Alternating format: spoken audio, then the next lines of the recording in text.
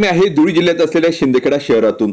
शिंदखेडा शहरातील नामांकित असलेल्या स्वराज प्रतिष्ठान संस्थेचे एन.डी. मराठे या विद्यालयात गणेश उत्सवानिमित्त पर्यावरणपूरक गणेश मूर्ती तयार करण्याचे प्रशिक्षण विद्यार्थ्यांना देण्यात आले।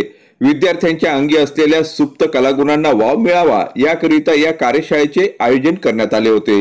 या कार्यशाळेत इयत्ता 3री ते इयत्ता 10वीच्या सुमारे 400 विद्यार्थ्यांनी आपला सहभाग नोंदवला होता। नंदुरबार येथील कुणाल एवीर या युवकाने विद्यार्थ्यांना मूर्तिकलेचे प्रशिक्षण दिले। शाळेचे मुख्याध्यापक अमोल मराठे यांच्या प्रमुख मार्गदर्शनाखाली कला शिक्षक हितेश चौधरी सर तसेच वर्ग शिक्षक यांनी या कार्यशाळेचे आयोजन केले होते।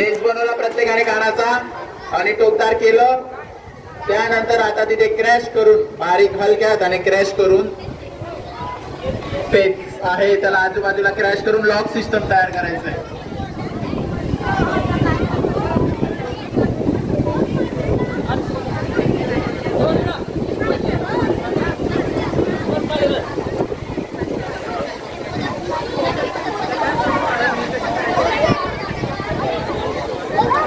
माती पूर्ण सुकली आहे, पूर्ण माती सुकली आहे म्हणून गणपतीचा बेसच तयार होत नाही।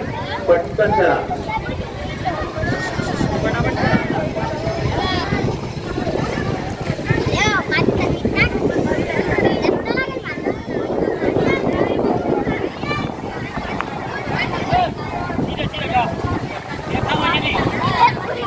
हे बघा माझ्या मूर्तीला